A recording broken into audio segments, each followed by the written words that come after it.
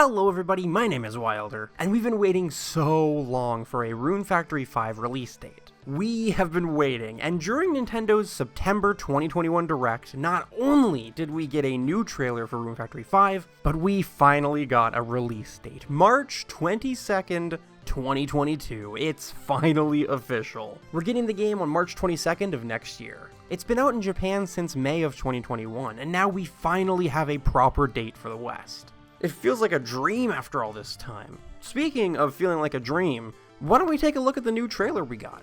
There's a ton of combat in this trailer, first of all. It looks really good. We got a really nice look at it all, and I gotta say, every time I see the combat in this game, it makes me so hyped all over again. I cannot wait to get my hands on this game and just try it out for myself. Now, watching this, you can definitely tell that the frame rate struggles a bit in places throughout the trailer, but, I mean, wow, is it so much better than when the game launched in Japan.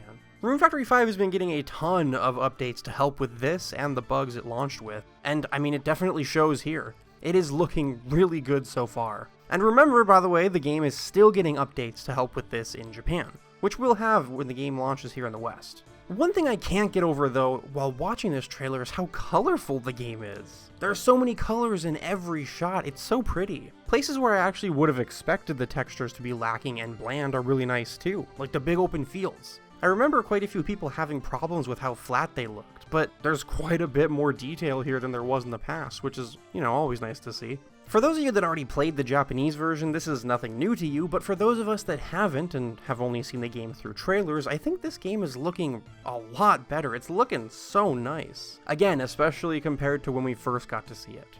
However, something that's new for both of those that have the Japanese version and those that are waiting for the English release is that same-sex marriage is coming to Rune Factory 5.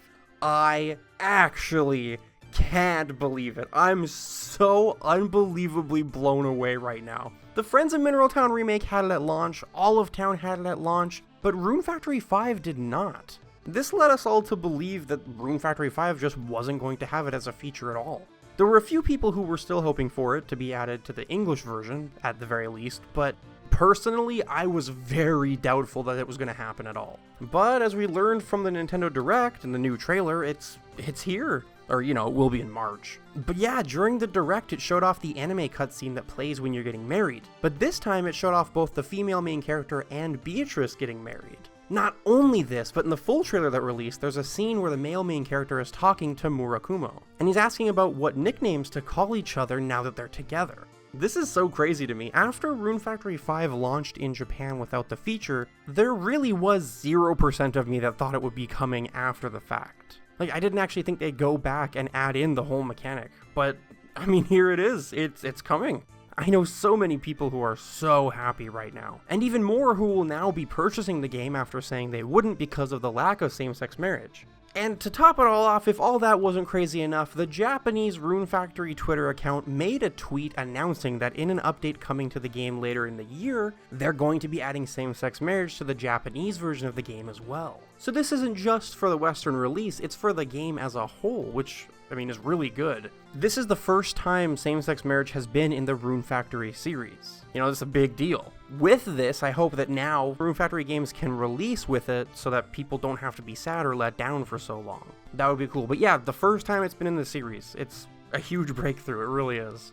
Now, in a blog post released by Xe, the localization team said that the inclusion of same-sex marriage was not the cause of the game being delayed, and that they always meant for the localized versions of the game to come out well after the Japanese version. Which is actually really interesting because I originally thought during the Direct that this was the reason for the delay, but they clearly stated that it wasn't. And on top of that, in the blog post, they also talk about how they prepared certain dialogue and localized voice lines for the same-sex marriage mechanic before it was even going to be a thing.